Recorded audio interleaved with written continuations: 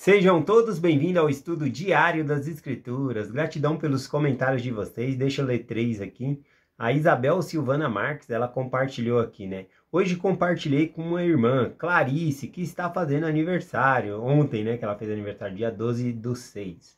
Né? E aí ela termina a mensagem aqui até amanhã. Então, feliz aniversário aí, né? Para Clarice. E gratidão, Isabel, por compartilhar a mensagem com a sua amiga também.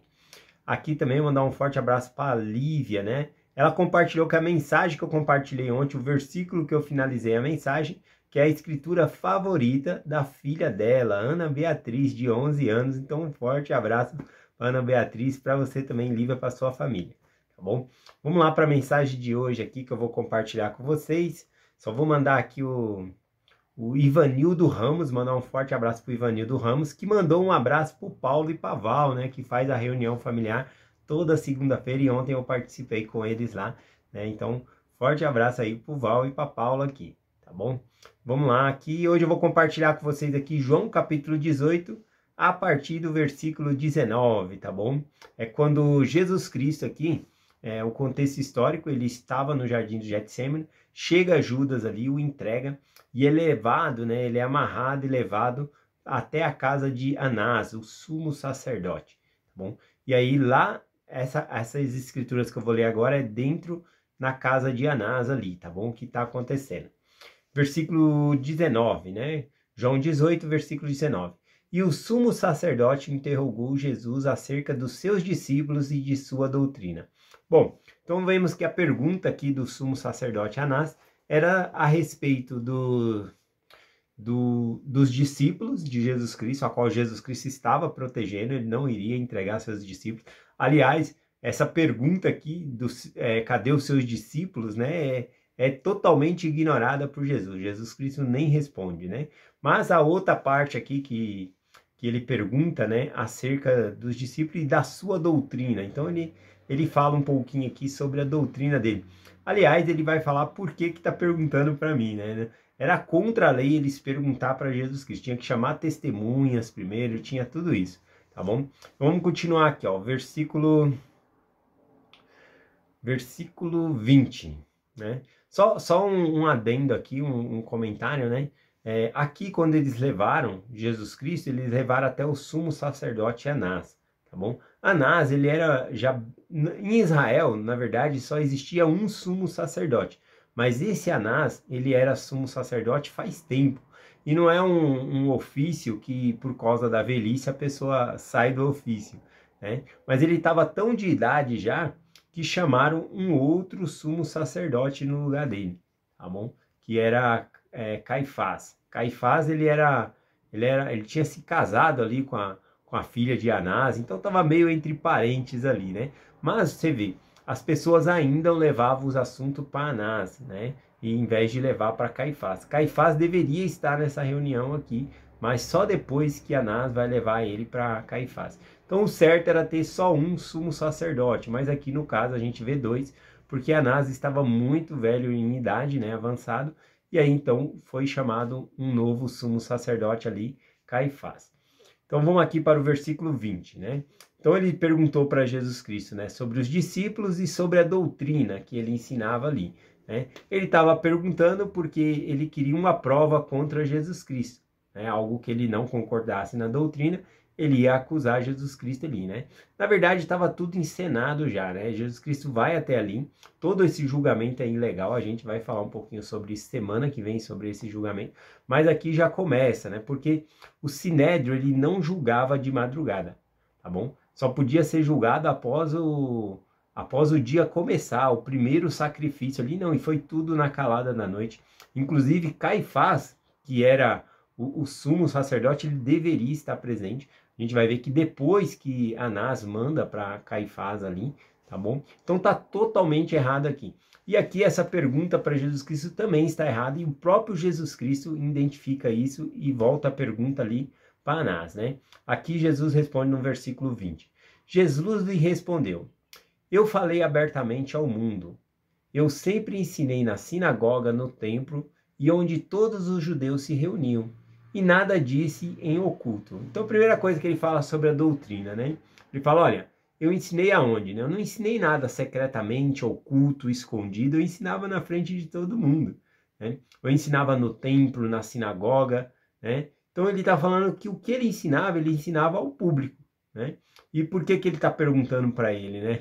Ele deveria perguntar ao povo. Na verdade, na lei deles, ele tinha que arrumar testemunhas para falar o que Jesus Cristo ensinou, e aí sim, Cristo ele tinha o direito ali de se defender, tá bom? Mas não é assim que acontece, ele pergunta diretamente para Jesus Cristo. Então tem vários pontos aqui, né, nesse tribunal, aqui que a gente vê que era ilegal na lei, tá bom? Então Jesus Cristo, após falar, né, que nada disse em oculto, que ele ensinou ali na sinagoga, no templo, onde o povo se reunia, inclusive os fariseus estavam junto, muitas vezes tiveram um embate ali. Então ele não ensinou nada secretamente. E aí ele diz no versículo 21, né? Aqui até parece que Cristo está sendo desaforado, mas não. Ele está ensinando a Anás a função dele, porque ele estava quebrando os protocolos e as regras ao fazer essa pergunta para Jesus Cristo. Então Jesus Cristo volta a pergunta para ele, né, dizendo assim: para que perguntas a mim? Pergunta aos que ouviram o que lhe tenho falado. Eis que ele sabe o que lhe tenho dito. Então ele falou: olha, você tem que perguntar aos que eu tenho ensinado. Eu ensinei abertamente, chama qualquer um aí, né? Então, tem essa questão aqui, né? E aqui, sem esperar Anás, né, ordenar que batesse em Jesus Cristo, o próprio soldado ali, ele dá uma bofetada em Jesus Cristo, porque ele interpretou que Jesus Cristo havia respondido mal o sumo sacerdote, tá bom? A gente vê isso aqui, ó, no versículo próximo aqui, o 22.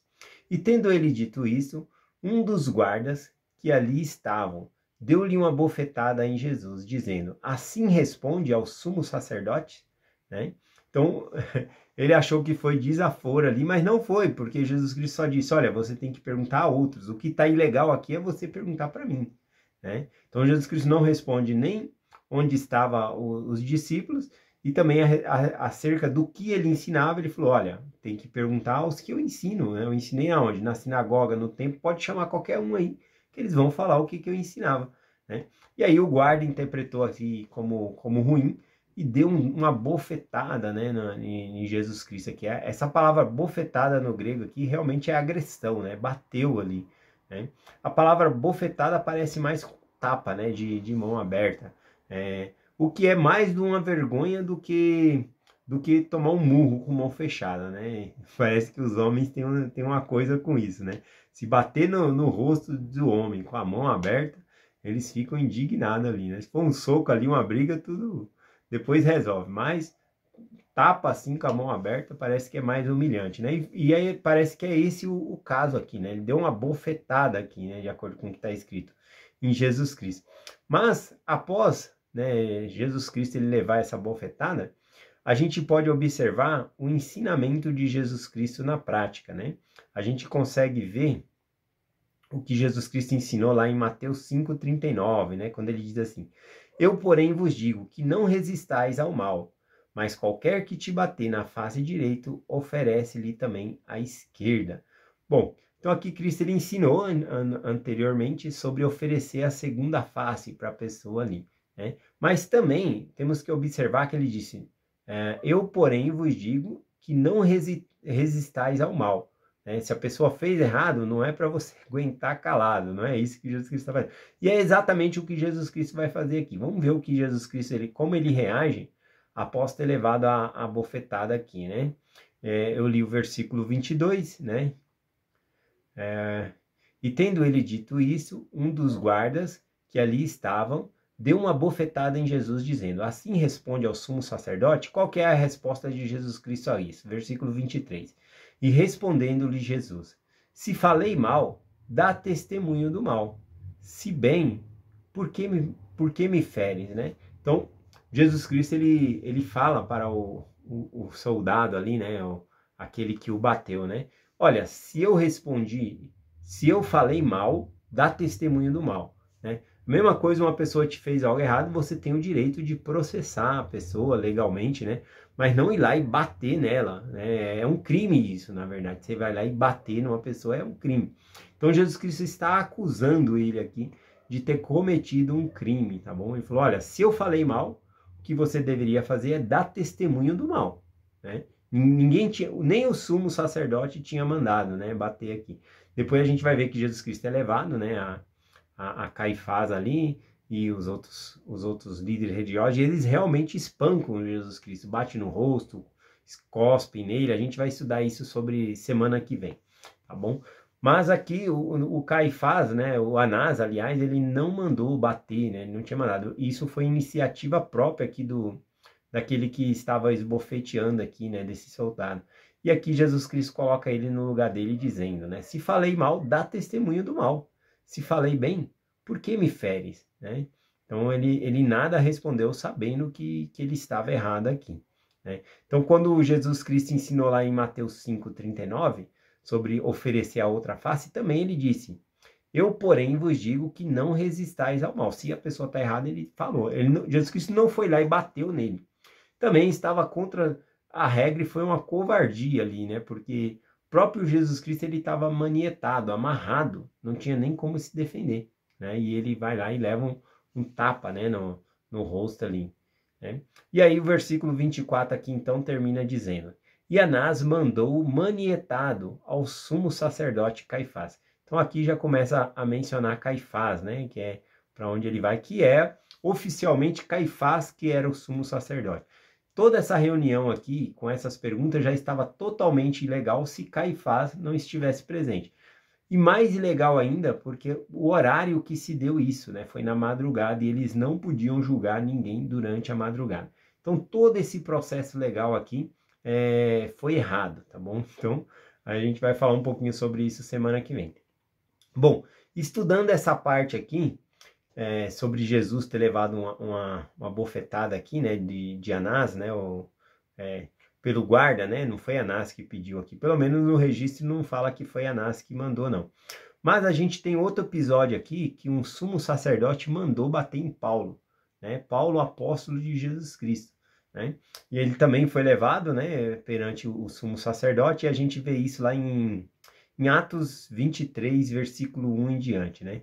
E pondo Paulo aos olhos do conselho, ou seja, sobre o sinédrio, disse, homens e irmãos, até o dia de hoje tenho andado diante de Deus com toda a boa consciência. A única coisa que Paulo falou aqui, né, é que ele estava com a consciência limpa, ele estava sendo levado ali para ser julgado, mas ele estava com a consciência limpa perante Deus ali.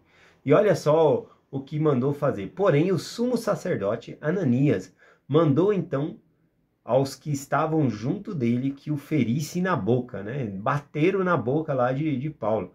E quando bateram na boca de Paulo, né? Paulo, ele pegou e foi para cima ali, né? Falando também algumas coisas aqui, ó. Versículo 3 ele diz, e então Paulo disse, Deus te ferirá, né? Ele joga uma praga em cima daquele que o bateu, em cima daquele que o mandou ferir, né? Que era o sumo sacerdote ali. Mas até então, Paulo ele não sabia que era o sumo sacerdote que mandou ferir ali, né? Então ele fala assim, ó.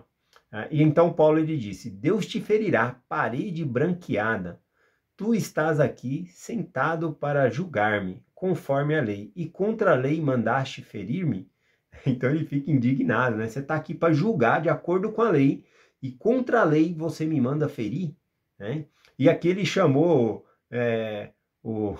aqui o sumo sacerdote, ele não sabia até o momento que era o sumo sacerdote, mas ele falou parede branqueada. Essa é uma expressão idiomática, né? De chamar uma pessoa de parede branqueada. O que isso significava? A gente consegue ver isso lá em Mateus 23, versículo 27, quando Jesus diz assim aos fariseus, né? Ai de vós, escribas e fariseus, hipócritas, porque sois semelhantes aos sepulcros caiados, porque por fora são realmente parecem formosos, mas interiormente estão cheios de ossos de mortos de toda a imundície. Então ele está falando daqueles sepulcros, né, que são cavados ali. Sepulcro caiado significa que após o enterro da pessoa ali, que colocava a pessoa ali e rolavam a pedra, colocavam, por fora eles selavam e eles pintavam essas paredes de branco. Por quê? Não era simplesmente para ficar bonita, a parede ficava bonita, mas significava que foi selada aquele lugar que tinha um cadáver ali, né? E os judeus eles não podiam tocar em cadáveres porque senão eles tinham que fazer um ritual de purificação para participar de ordenanças, de ir no templo e todas as outras coisas. Então eles marcavam os sepulcros que tinham pessoas dentro, tá bom? E aí esse sepulcro era chamado sepulcros caiados, né? Pintados ali.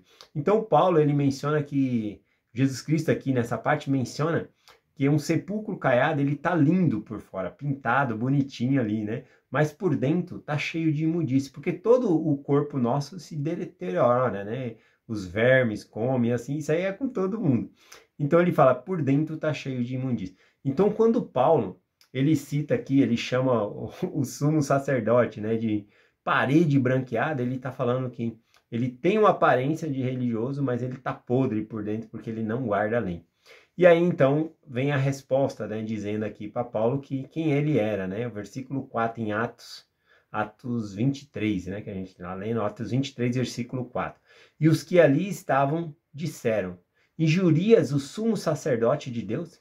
E Paulo disse, não sabia, irmão, que era o sumo sacerdote, porque está escrito, não falarás mal do príncipe de teu povo. Então, existia uma lei já em Israel que a pessoa não poderia falar mal da liderança. E essa lei se perpetuou na época de Jesus Cristo. Então, por ele ser o sumo sacerdote, Paulo ele retira o que ele havia falado, embora ele estava errado. Embora ali ele estivesse errado, né? Ananias, né, o sumo sacerdote, estivesse errado de mandar ferir Paulo na boca ali, ele não tinha dito nada demais, ele apenas falou que estava com a consciência limpa dele perante Deus. E ele tomou ali uma bufetada, apanhou também, né? E aí, quando ele reagiu dessa maneira, que ficou sabendo que era sumo sacerdote aquele, então ele retira o que ele disse por causa da autoridade que aquele homem tinha. Claro que Paulo, ele era apóstolo de Jesus Cristo, ele tinha mais autoridade do que aquele homem, mas ele tinha que respeitar a autoridade constituída naquele momento. Então ele deixa para lá naquele momento e é como se ele pedisse desculpa, né? Ele falou, não, eu não sabia que era o sumo sacerdote, né? Porque senão ele não tinha chamado ele de parede branqueada, né? Tinha feito isso não. Bom, é isso. Aqui nessa escritura eu consigo ver, né, o respeito que nós temos que ter às autoridades constituídas, aos líderes. A gente observa que Davi, quando Saul queria matá-lo, ele teve oportunidade de matar Saul e ele não fez. Né? E outros falaram, não, mata agora, se você quiser eu mato, eu vou fincar a lança nele aqui agora, que ele não vai nem gemer. Né? E aí Davi, né, ele pega e fala, não, não faça isso porque ele é ungido do Senhor. Ninguém pode tocar no ungido do Senhor. Então, nós devemos ter cuidado, né, em falar dos líderes também. A gente vê o respeito que Davi tinha, embora o Saul ele fosse um homem mau e queria matá-lo. Né? E aqui também, né, o Paulo, embora Ananias, né, fosse um sumo sacerdote e estava procedendo mal, ele segue ali com respeito por causa do cargo de autoridade que ele tinha. É essa mensagem que eu quero compartilhar com vocês. Em nome de Jesus Cristo. Amém. Até amanhã.